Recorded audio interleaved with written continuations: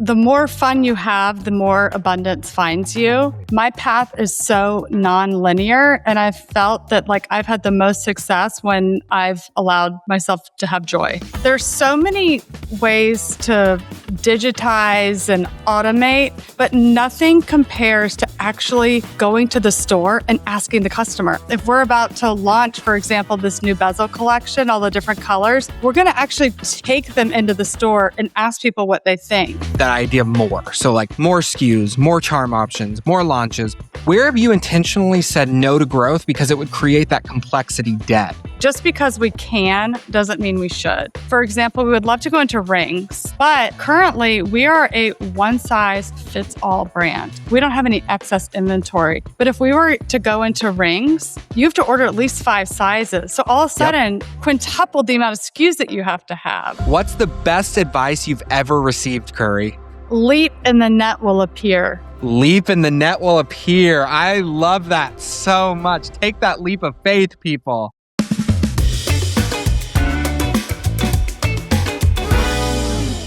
Welcome back to Beyond the Register. I am so excited to be interviewing a very, very special guest today, Curry Hagerty. Curry, welcome to Beyond the Register. How are you today? Thank you so much for having me, Jeramey. I'm awesome. I am so excited to be here. Thank you, first and foremost, for making time. I know our listeners really appreciate a lot of valuable feedback from a small business perspective, and we really are excited to hear what you guys are going to bring to the conversation today. So we're going to start with a big opening question, first and foremost, Curry. So HART store experience is basically a ritual. You're not just selling jewelry, you're helping someone choose those symbols for who they really are, or maybe even sometimes who they're becoming. And then you assemble it on the spot like a ceremony. But now you're scaling that intimacy at the counter into multiple cities, multiple channels, and partnerships that inevitably push you towards standardization. So here's really the uncomfortable question that I think I want to ask. What exactly is the real product HART sells? Is it emotional clarity? Is it metal and plating? And what identity? And when you scale, what parts of that ritual must stay human only forever, even if it caps growth? Well, at the end of the day, Jeramey, what we're selling is connection. Our business, we focus on best-in-class fashion jewelry that helps a woman tell her story. So we specialize in these beautiful talismans for our custom charm jewelry. So women can choose their chain, choose their charms, and have them be an expression of themselves. So How at the end, cool. so at the end of the day, when somebody is designing a necklace for themselves, it is, or coming into our store to view and touch and experience the product, we measure success by how they feel when they leave the store. Our retail team is not on commission. We're not about making sales. We truly want to make that connection between our talismans and the customer. I love that so much. So HART started in 2016 by your sister, right? So tell Yes. us a little bit about kind of the founding. How did it get started and when did you join the company? Okay, so my sister Hart is the founder and chief creative officer, and she founded the brand in 2016. Her background, she was an editor for the largest magazine for expats in Shanghai. She was a joint Cool.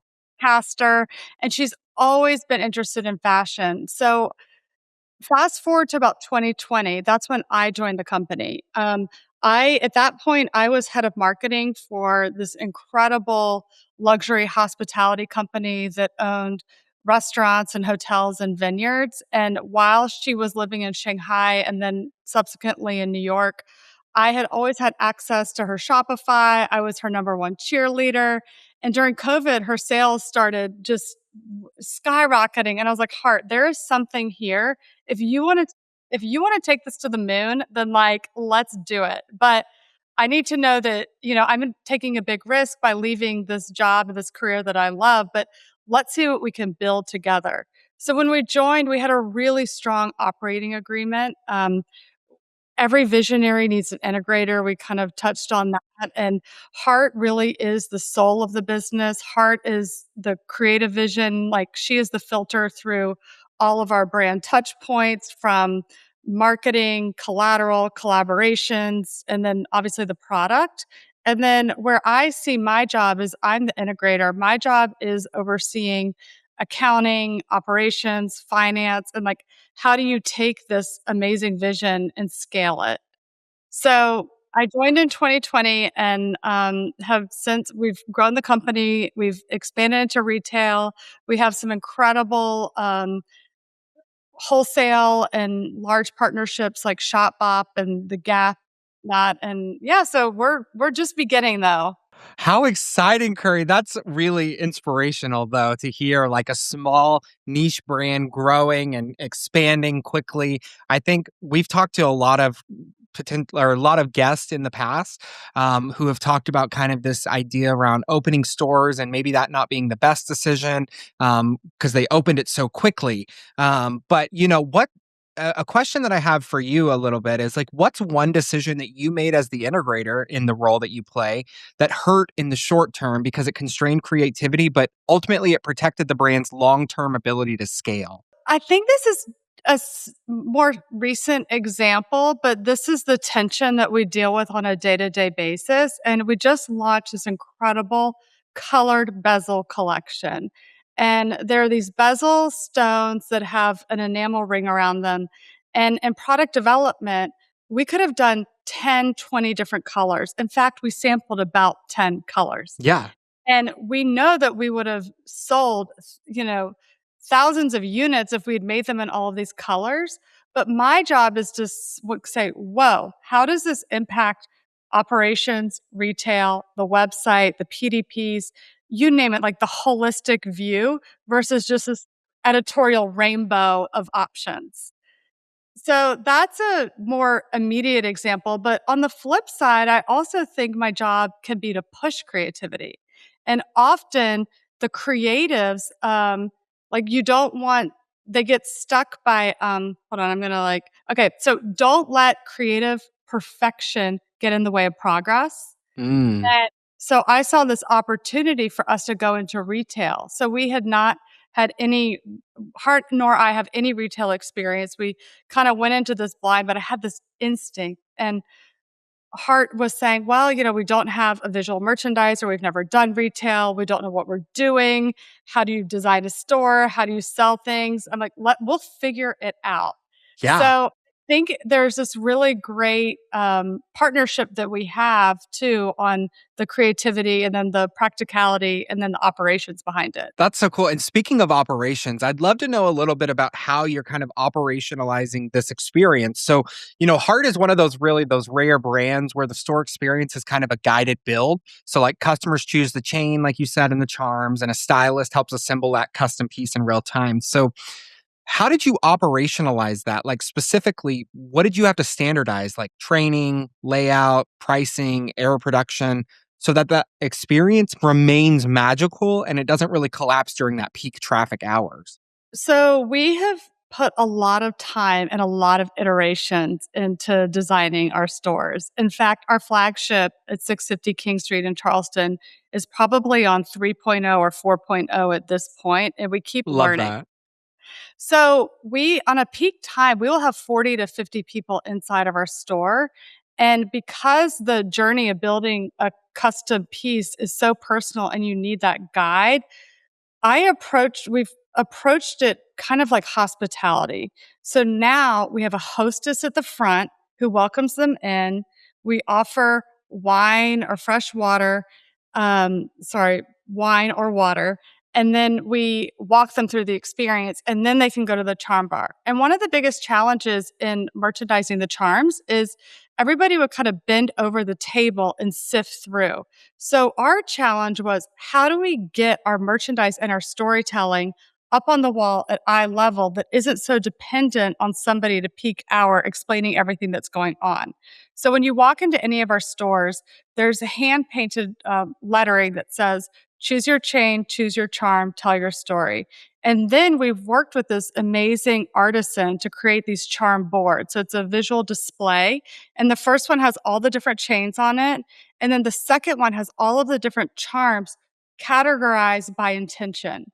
So obviously, we have like the best sellers, the new arrivals, and gifting, but then we have the intention. So empowerment, luck and love, cosmos and nature, alphabet personalization, mama, it goes on. And that way people could really start understanding when you walk into the space without somebody telling you that you're going to design something with a lot of meaning and there's a lot of thought that goes into this. And we also have folks who come in and just want something really pretty and beautiful. And I think the ready to wear collection speaks well to that.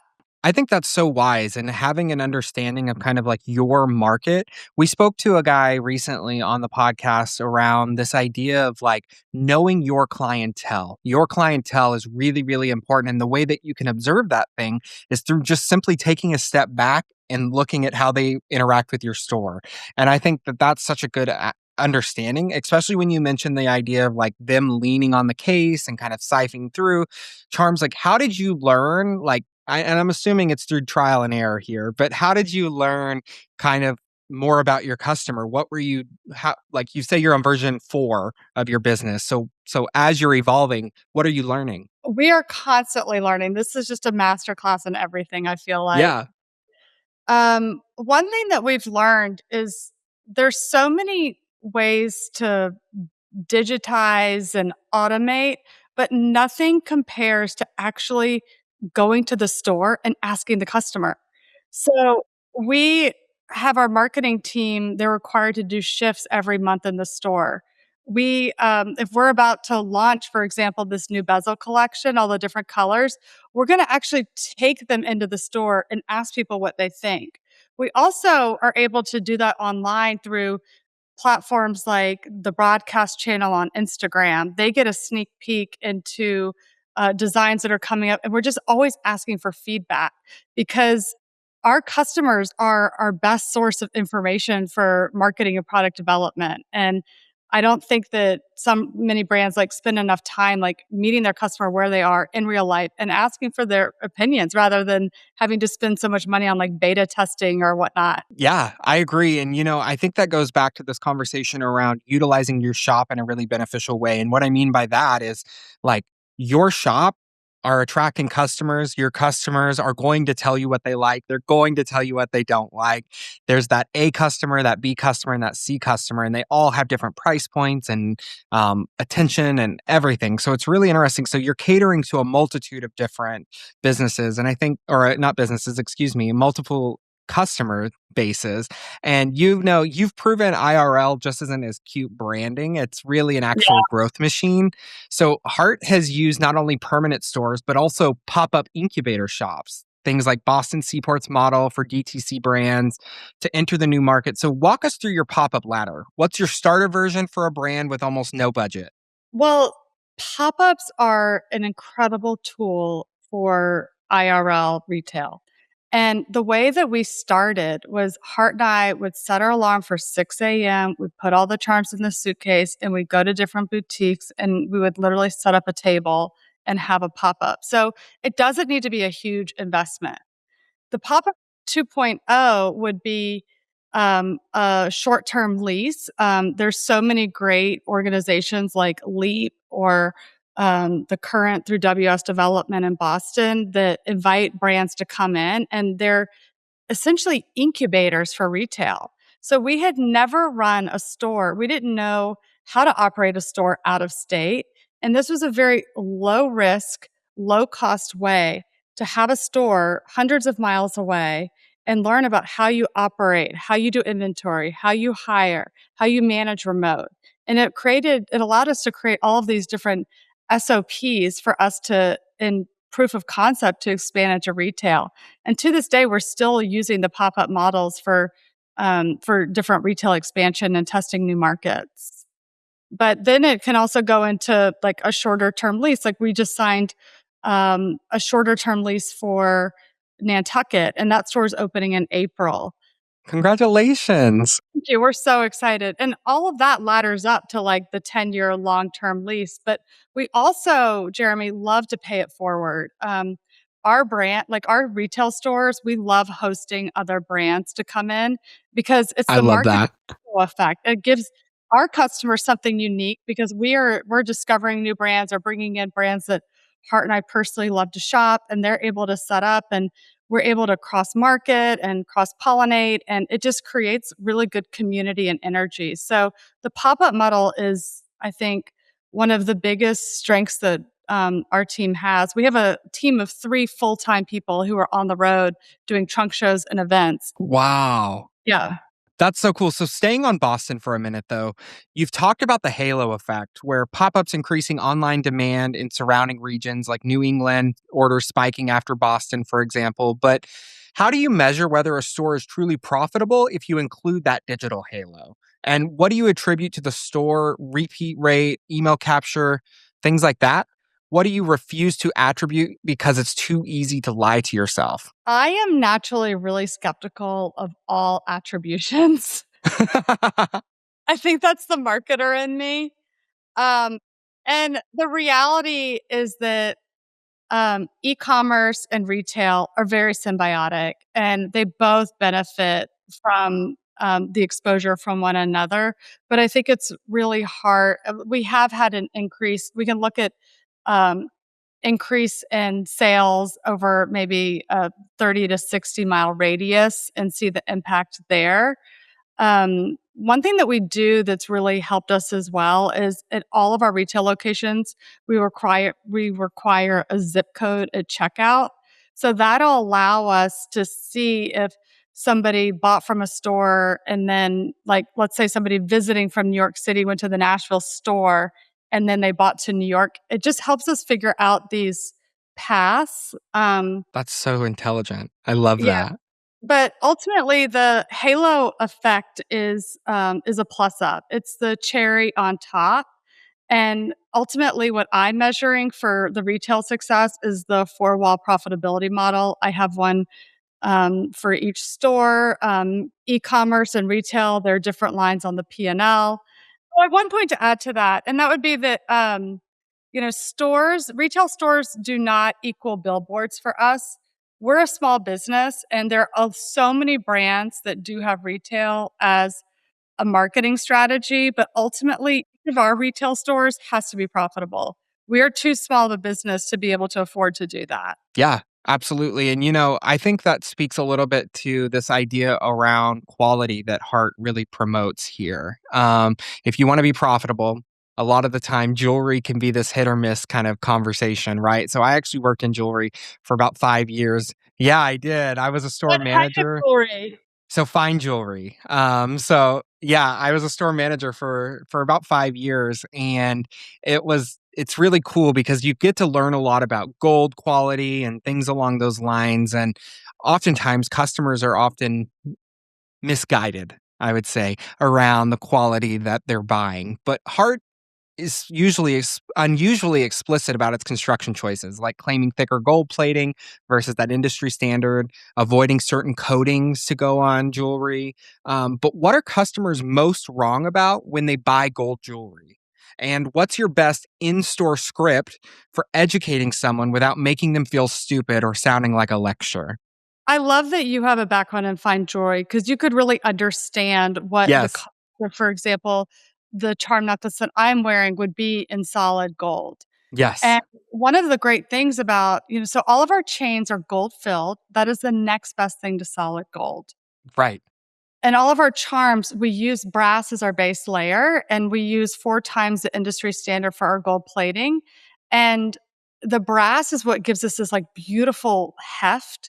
So when you wear a necklace and you see it, it's like the weight and look and feel of solid gold. Absolutely.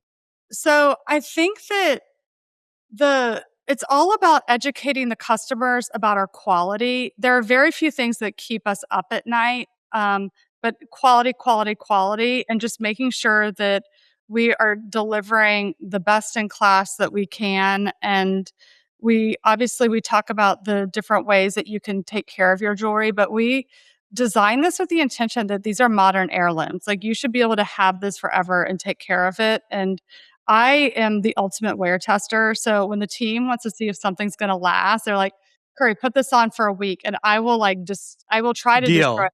Deal. Like, that is me. That's so cool. So, speaking on kind of the wearability, I think that's kind of an interesting thing because in jewelry, you're exactly right. It is a heirloom. It is a piece that is really symbolic. Most jewelry today means something to someone in some way, form, or fashion.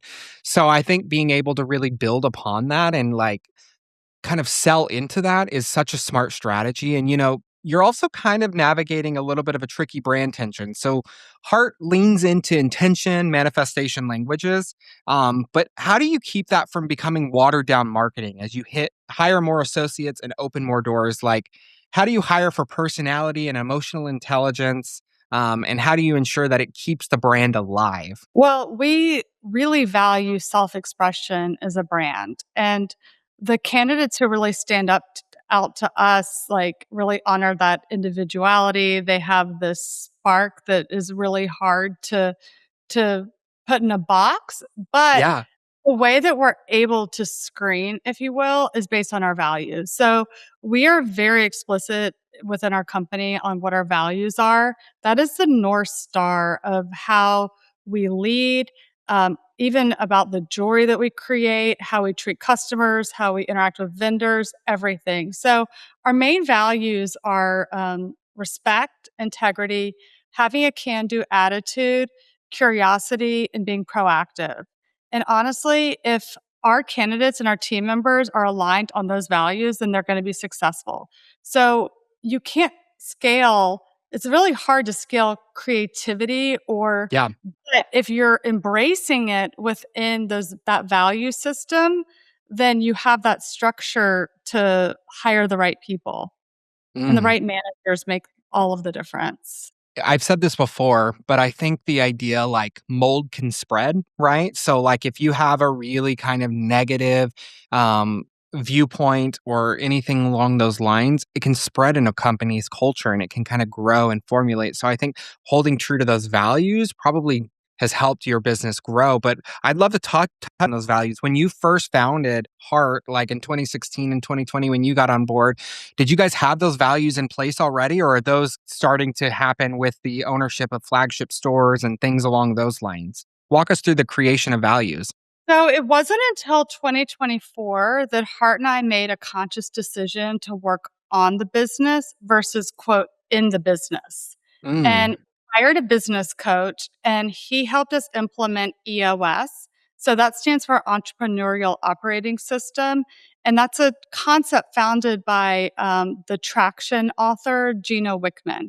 And the idea is that you create this vision traction organizer.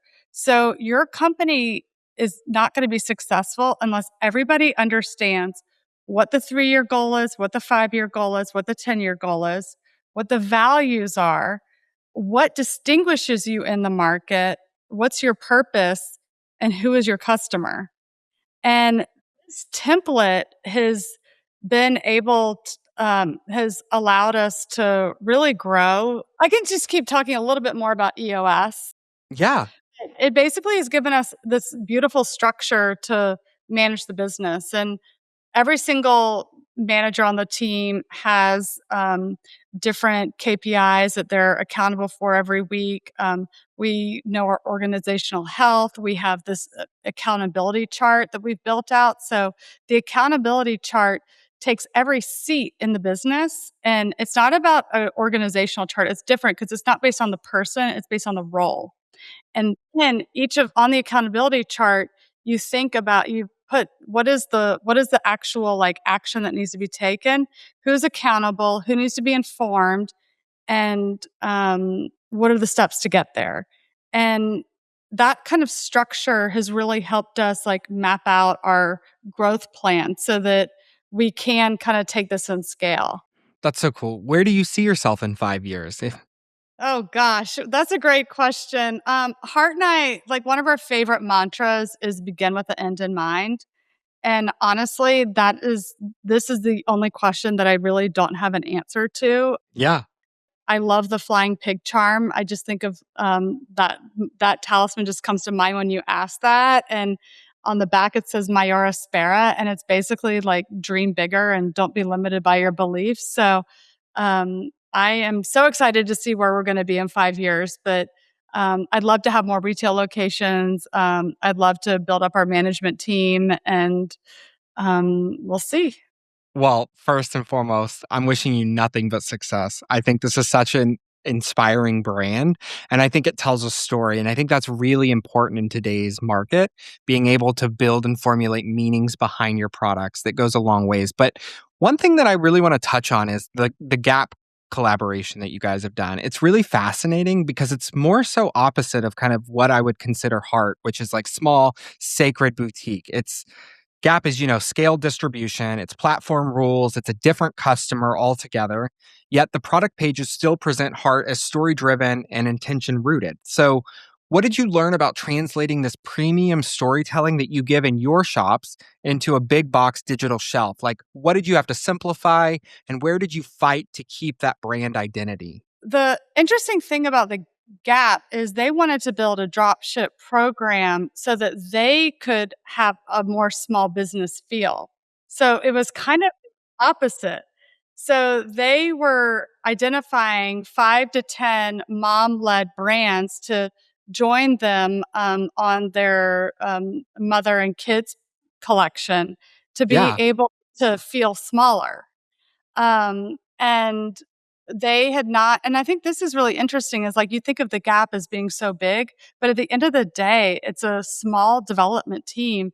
And I helped them develop their program for dropship because they had never done it before. And we have a lot of experience on dropship. So that was an education for me to be able to like help them create that system. But at the end of the day, like we did have a lot of limitations on what products we could offer. One, we didn't want to overexpose our bread and butter. Like, we didn't want them to be able to sell our custom charm builder, for example. We really had to edit and curate our ready-to-wear collection. It also gave us a ton of eyeballs and still does today to the Mama franchise, and it lets us see, like, what's selling well on this, like, mass level and what we can bulk in production on. So it's been a really great partnership. We're really proud to be part of the Gap. that's so cool. What did you have to fight to kind of keep the brand identity, or do you feel like Gap did a great job of kind of bringing you all in and letting you be expressive to what it is that Heart represents? I give a huge shout out to the Gap team. They were wonderful to work with.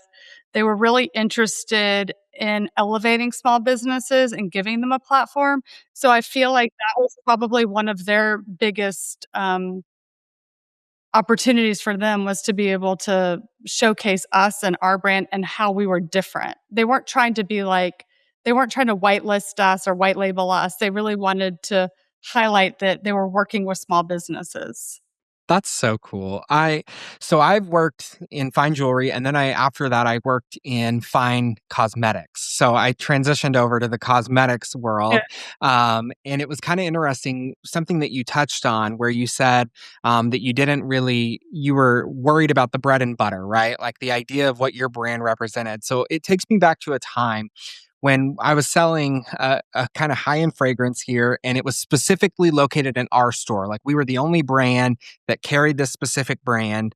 And then Sephora got its hands on it, and the Mhm. entire identity of the brand kind of fell. Like this high touch service that was provided by these amazing sales reps and everything, it became more competitive in a field of sales. So I'm so glad and relieved to hear that Heart is still able to function without kind of that competitive more type of thing in regards to kind of the growth oriented brand. But I want to take kind of a question around that growth oriented brand because it's easy to confuse sophistication with that idea of more. So like more SKUs, more charm options, more launches, more stores, more everything. But Heart's online builder already frames a lot of complexity. So it has multiple chains, dozens of charms, custom placements, all of these things that are high touch points of areas. So where have you intentionally said no to growth because it would create that complexity debt? And what is your current boring operating principle that protects the brand as you continue to expand? First of all, thank you for just acknowledging how complex it is because Yeah, operations and for the website management and the e-commerce side, being able to offer as many SKUs as we do, and the way that you can customize your charm necklace, the way that you can drag the charms onto the screen and they scale on the to one another so that you can see the finished product is that's amazing. it's a proprietary system that we developed with a team, and we're really proud of it, but it's hard. And having said that, like, there's so much that we can do because we are so personalized, and the whole ethos of our business is customization. But one thing that I think a lot about is, like, just because we can doesn't mean we should. There's one thing that we would love to do. For example, we would love to go into rings. But currently we are a one size fits all brand. So that is so unique. Like when we make our chains, you could have them in different lengths, so whether it's like 18, 22, 26, or 32 inches, but we cut that to order. So we're not over ordering any chains. Like we don't have any excess inventory. But if we were to go into rings, you have to order at least 5 sizes. So all of a sudden, quintuple the amount of SKUs that you have to have. So we would love to do that, or we would love to experiment with different materials. And rings would also maybe be a different factory, maybe be a different material. But there are these places like where we do have to rein it in for operations, and we have such a big playground and creative sandbox within the custom charm jewelry, and our whole system is on purpose. It's just like it's modular.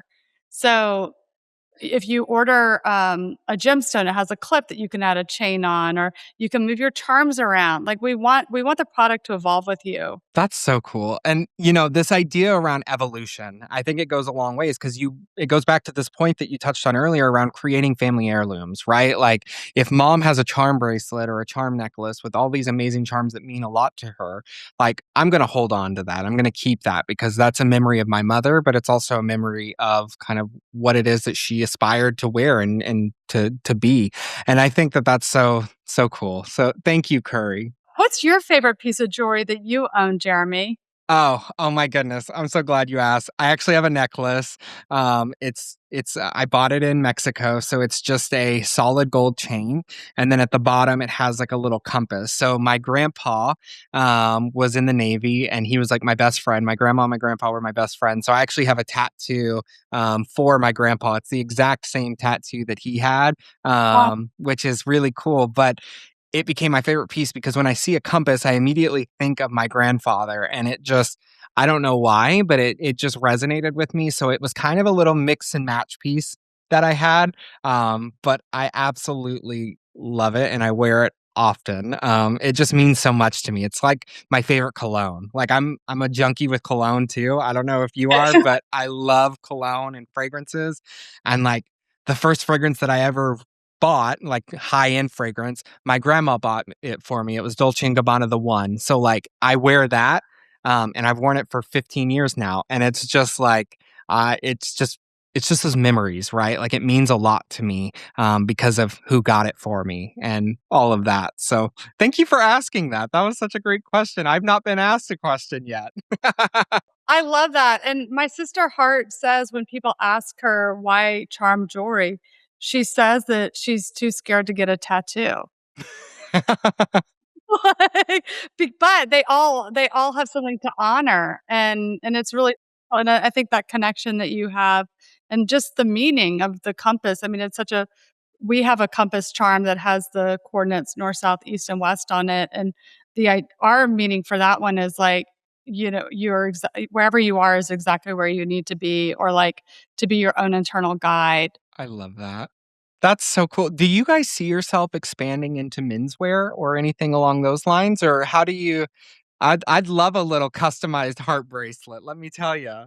So we have a lot of fabulous men customers, and you can real like we are featuring right now Santos, I think is his name, and he's a floral designer here in Charleston, and he's on our Instagram this week of like three looks, three ways, and his necklace I think is like the jumbo chain with a broke pearl, and he has a really cool charm bracelet. So yes, like it is for everybody. So cool. Oh, I gotta check it out, girl. I'm gonna get on Okay. the website. Well, this has been such an amazing conversation. I want to do something called rapid fire questions, Curry. Okay. So there are 3 questions that I'm going to ask you.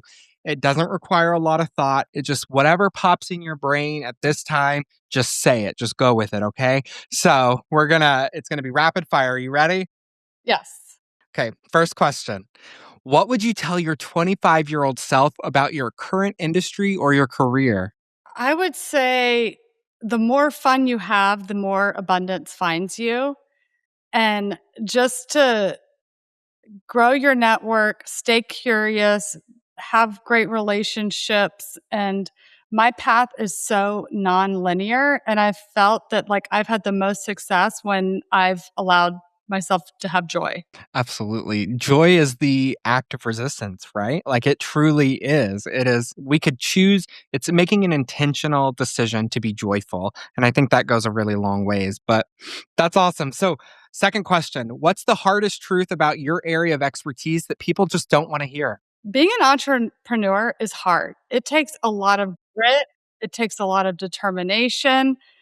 I think to be really successful, you have to know every single role in the company or at least like department. And the places that you find that I don't want to spend time in are the places where I have the most to learn and grow. Kind of expand on that a little bit. So, as an entrepreneur, it's really important that you kind of know or are aware of all parts of your business, right? So, where are those areas that you feel like you oftentimes need a little bit of assistance, or have you reached out for help to get any assistance on those areas? Kind of walk us through how you're learning to overcome those parts, the areas of contention. Well, I think a great example is I was head of marketing for a very long time, and we hired a e-commerce marketing manager, and I was the one who was training her. And I realized that there was so much that I didn't know. So, I believe in as a leader is we don't always need to bring in like a director, but we can bring consultants to train our team and to elevate them and to bring us up. Yeah, I think it's a really good example, first and foremost. But it kind of goes back to surrounding yourself with smart people, right? And people that inspire you to continuously strive. One thing that I had heard growing up, my grandparents always said it, is like you want to hang out with the people that you inspire to be like. And oftentimes, hanging out with a good group or a bad group can really kind of change the narrative of your life. And I think that goes the same for employees, right? Like, surrounding yourself with really motivated, driven, optimistic people will ensure that your brand is conveying the messaging that you're wanting to do. Happy people make happy choices, and in turn, they're happy employees. So I think you're absolutely right with that. So, last question. What's the best advice you've ever received, Curry? Leap and the net will appear. Leap and the net will appear. I love that so much. Take that leap of faith, people. Yes, I believe that you have to take big risks to win big, and sometimes you just have to jump. Yeah. Is that what you did in 2020? Yes. Right, and I just was thinking, like, 2020 was a crazy time. I know I said I'd only do 3 questions, but I really wanna know this, like, take us back to that mindset of 2020, like, COVID was happening, things were changing, the economy was falling, all of these things were really happening. What made you in 2020 say, "You know what? I think there's something here. I think we can really grow this brand. We can overcome what's happening to us right now." Take us back to that time and tell us how you were feeling. While I was working in the hospitality company as head of marketing, we were opening and closing our restaurants every day. It felt like we were reconcepting and having to reinvent based on new guidelines and whatnot. And as I said, I had access to all of Hart's finances and her Shopify, and I was seeing some growth there because people at the same time were also really intentional about where they were spending their money. So they wanted meaning and purpose, and they had more time to like think about that. So for us, COVID turned out to be an incredible time where people were really stopping and like making investments Yeah. and having just being more intentional about how they were spending. I think that's so unique because to that viewpoint, like COVID was weird. People were like losing their jobs. People were like not being able to get basic necessities. But there was this, you're exactly right. There was this need to be more selective in our buying during COVID and being able to like kind of monetize on that selectivity and showing like our product conveys a message.